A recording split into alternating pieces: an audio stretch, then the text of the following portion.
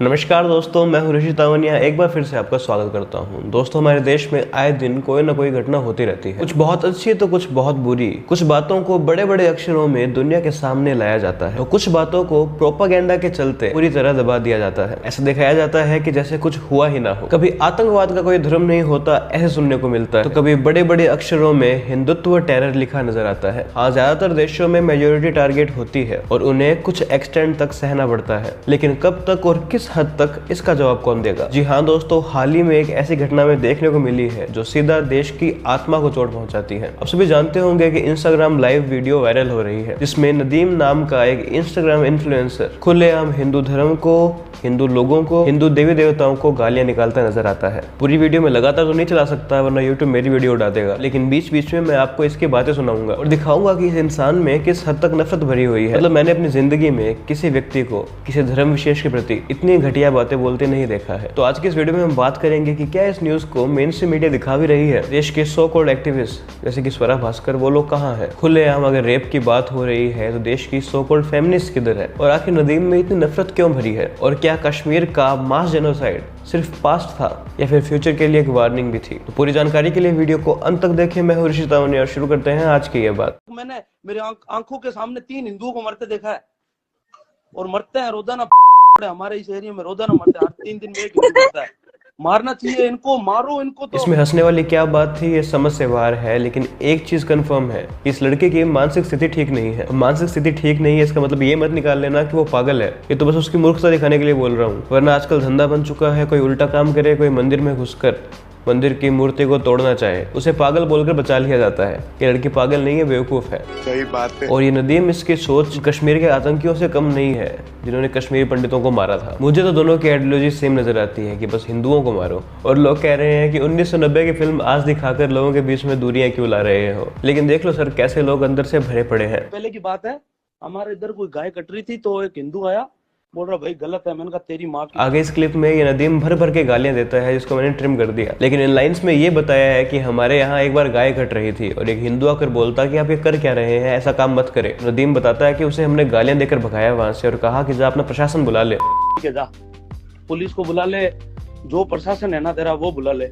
हम किसी से नहीं डरते, ऐसे गाय काटेंगे। क्या है तू? क्या औकात क्या तेरा? सबसे पहली बात, गाय को काटना हमें स्वीकार नहीं है, और गाय क्यों, किसी भी जानवर को काटने के मैं तो बिल्कुल खिलाफ हूँ। जो कुछ बोल नहीं सकता उसको काटकर आप कुछ बहुत ज्यादा पावरफुल नहीं दिख रहे हैं। और गाय को तो हम हजारों साल से पूजते आए हैं। जिस पशु की सेवा खुद भगवान श्री कृष्ण ने की थी, उसे हम धार्मिक दृष्टि से पूजनीय तो मानेंगे ही। और एक गाय कितने सालों से एक परिवार को पालते आई है, उसका ये एहसान कैसे चुकाओगे। तो जो गाय हमें माँ के समान दूध पिलाती है, उसे काटने की बात कोई करेगा तो हमारे रिलीजियस और मोरल वैल्यूज दोनों हर्ट होंगे। लेकिन पिछले कुछ सालों से गौमूत्र पीने वालों, गाय के गोबर खाने वालों, गाय भक्त, ऐसा बोल बोल कर एक बैड स्टीरियोटिपिकल इमेज बनाने की कोशिश की जा रही है। इन इंटेलेक्चुअल्स का मकसद है कि ऐसी हालत हो जाए, ऐसा माइंडसेट हो जाए कि अगर कोई हिंदू खुद गाय की रक्षा की बात करे तो उसे खुद ही शर्म आ जाए कि कहीं कोई मुझे गौमूत्र पीने वाला ना बोल दे। और इसका असर आज कुछ हद तक दिख भी रहा है। भारत के काफी इंटेलेक्चुअल हिंदू गौ रक्षकों को गौमूत्र पीने वाला बोलकर पोक करते हैं और दुनिया के सबसे कूलेस्ट सेक्युलर दिखना चाहते हैं, जो एक विडंबना है। हिंदू हिंदू भाई, तो गोड्स को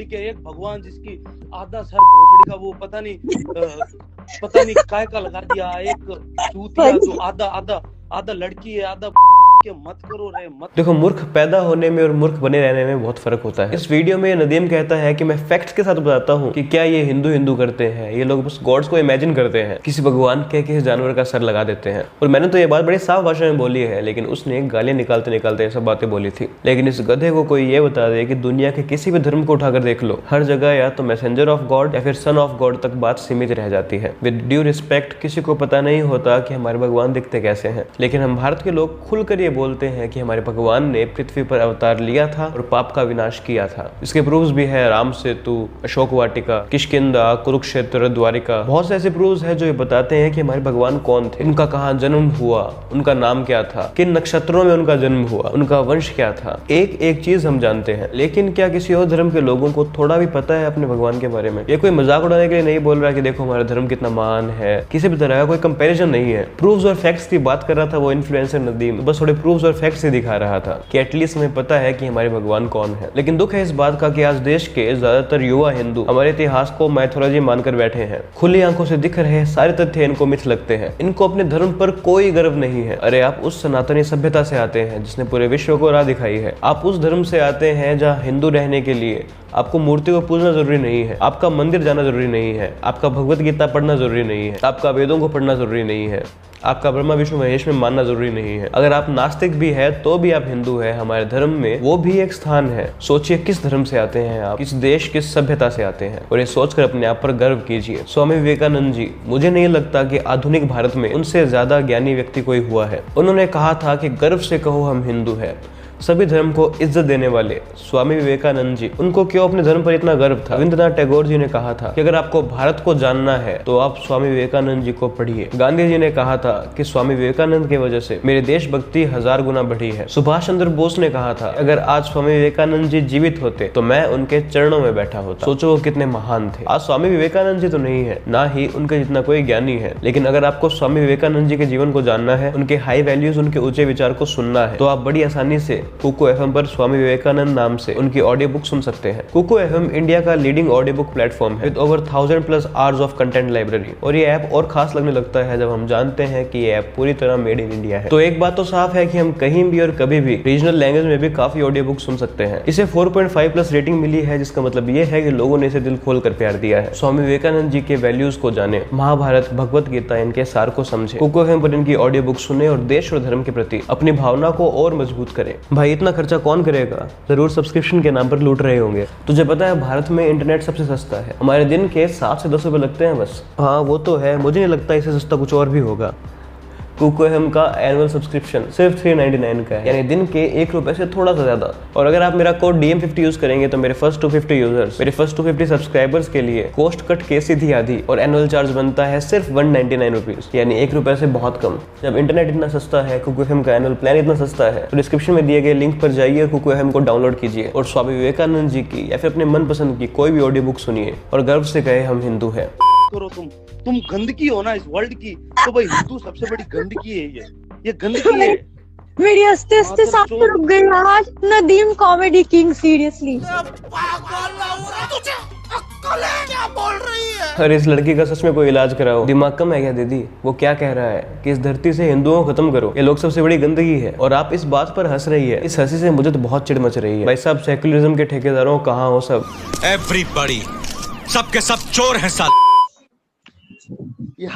यार मेरे को इन पे इतना गुस्सा आता है भाई, लिटरली मेरे पास AK-47 होना, मैं खुद ये बयान दे रहा हूँ।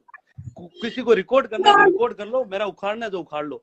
AK-47 वाले रिकॉर्ड तो हो गया भाई अब सब, और पुलिस अब आकर सब उखाड़ कर जाएगी। और तब तक दोनों सोच लो कि इस बार का क्या बहाना है कि जब पुलिस आएगी तो क्या बोलना है, हमारी मानसिक स्थिति खराब है, हम डिप्रेशन में है, हम पर बहुत जुल्म हुआ है। इतना सब होने की वजह से हम ऐसा बोल रहे हैं। और सच बताऊं तो सबसे बढ़िया बहाना भी यही है कि बोल देना हम पर जुल्म हुआ है। ऐसे बोल देना ये हिंदुत्व वाले हमारे परिवार को तंग करते थे, जिसकी वजह से मेरे अंदर घृणा पैदा हुई। उसके बाद बस बिकाऊ मीडिया और अपीजमेंट वाले नेता दोनों आपकी सेवा में आकर खड़े हो जाएंगे। और हाँ, JNU वाले तबला वादक भी।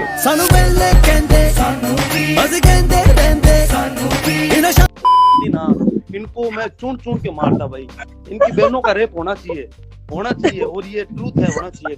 और सीरियसली ये हो क्या रहा है? वो खुला बोल रहा है कि इनके बहनों का रेप होना चाहिए, और ये लड़की बेशर्म होकर हंस रही है। एक तो लड़का पहले इतना घटिया बोल रहा है और तुम लड़की होकर उस पर हंस भी रही हो। शर्म आनी चाहिए आपको। और ये मजाक तो बिल्कुल भी नहीं है, साफ साफ वो इंटेंशनली ऐसा बोल रहा है। चलो ये समझ आता है कि नदीम और शबनम दोनों ही बहुत घटिया लोग हैं, और इतना सब सुनने के बाद उनके मुंह से कुछ और भी घटिया निकलेगा तो हम शॉक नहीं होंगे। इनकी सोच और जुबान दोनों बहुत गंदी है। लेकिन महिला आयोग वाले कहाँ है? क्या हुआ? सिर्फ सेलिब्रिटीज पर केस करना आता है? खुलेआम कोई आदमी रेप थ्रेट्स दे रहा है, लड़कियों के बारे में गलत गलत बोल रहा है, और 3 लड़कियों का उसने एग्जाम्पल भी दिया था। आपकी टीम किधर है? लगाओ इस पर बड़े से बड़ा केस कि जिंदगी भर जेल से बाहर ना निकल पाए। और हमारे देश की कुछ सो कॉल्ड फेमिनिस्ट, जरा उनको रिमाइंड कराइए, उनसे पूछिए कि जब तक फिल्म रिलीज होती है क्या सिर्फ तब तक ही आप औरतों के हक के लिए लड़ती हो? थोड़ा अब रेप के स्टेटमेंट का विरोध कीजिए। लेकिन नहीं, भारत में इतना फेक फेमिनिज्म है जितना पूरी दुनिया में नहीं होगा। जब तक अगली फिल्म नहीं आएगी तब तक ये चुप ही रहेगी। ये लोग वही है जो शेम्ड ऑफ हिंदुस्तान का प्ले कार्ड लिए घूम रही थी कि अब कुछ नहीं बोलोगी, थोड़ा सा तो बोलो। बोलो वो रेप की बात कर रहा है। बस धर्म बदला है, आप क्यों बदल रहे हो? और फेमिनिज्म इन इंडिया जैसे पेज ने भी अब तक कुछ नहीं बोला है। लेकिन फिर मैंने सोचा कि चलो बाकी एक्ट्रेस तो फिल्मों में बिजी होगी, लेकिन स्वरा भास्कर तो फ्री है।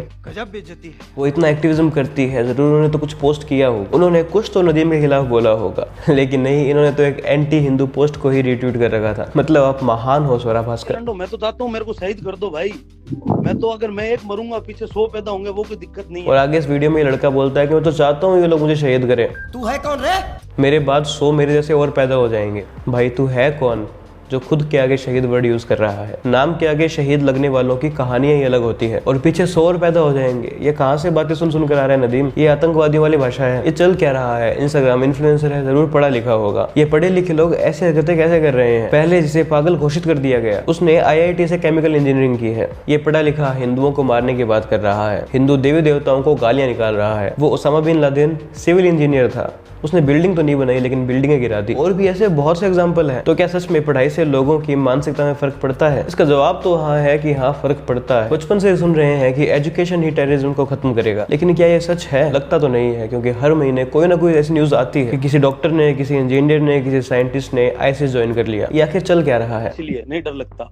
जब हम होते हैं ना 2 साल के, तब से हमारे अंदर कूट कूट के जो खुदा के लिए होता है ना प्यार, वो भरा जाता है। ठीक है, वो तो हमारे अंदर कभी नहीं भरा जा सकता। अपने अपने भगवानों के बारे में सभी धर्म में बताते हैं, चाहे वो किसी भी धर्म से हो। ये दीदी जो एग्जैक्टली बोली है ना, इसको कोई बताओ कि ये सिर्फ इसके घर की कहानी नहीं है। सभी घरों में अपने भगवानों की पूजा सिखाई जाती है, लेकिन ऐसे हेटफुल स्पीच हर घर से नहीं निकलते। लेकिन इतना सब हो गया, देश की मेन स्ट्रीम मीडिया कहाँ है पता नहीं। ये तो भला है सोशल मीडिया का कि सारी बातें लोगों तक पहुंचती है, वरना ये बिकी हुई मीडिया हमें तो कुछ दिखाए भी ना। जैसे कश्मीर का हाल नहीं दिखाया था। और नदीम के इस पूरे वीडियो में बहुत बड़ी गलती हमारी मीडिया की भी है। बेमतलब न्यूज चैनल पर डर का माहौल बोल बोल कर इनको भड़काया जाता है कि जी आप भारत में सेफ नहीं है। लेफ्ट का मीडिया अपने न्यूज में दिखाता ही हिंदुत्व टेरर है। इसी वजह से नदीम की आवाज में डर था ही नहीं। इसके हिसाब से तो ये सच ही बोल रहा था। जरा सोचिए, लेफ्ट के मीडिया हाउसेस से भारत का पढ़ा लिखा हिंदू इतना प्रभावित है, जिस धर्म के तो ये खिलाफ बोलते हैं, और इनके प्रभाव से भारत के इंटेलेक्चुअल हिंदू ये मान भी लेते हैं कि हिंदुत्व टेरर बढ़ रहा है, तो मुस्लिम भी प्रभावित होंगे ही। वो तो ये मानेंगे ही कि जी हमारे लिए बोल रहे, सच्ची बोल रहा होगा। इन मीडिया वालों ने गलतियां छुपा छुपा कर, सिर्फ एक धर्म की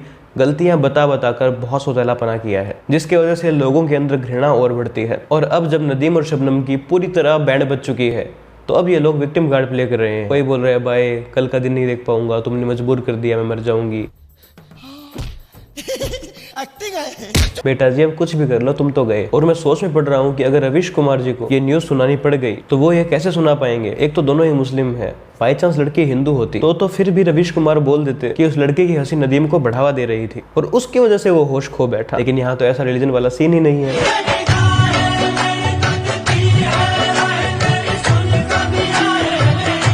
जरूर वो इंस्टाग्राम के लाइव फीचर को 1000 लानतें भेजेंगे। उस फीचर की वजह से बेचारे नदीम को ऐसा बोलना पड़ा।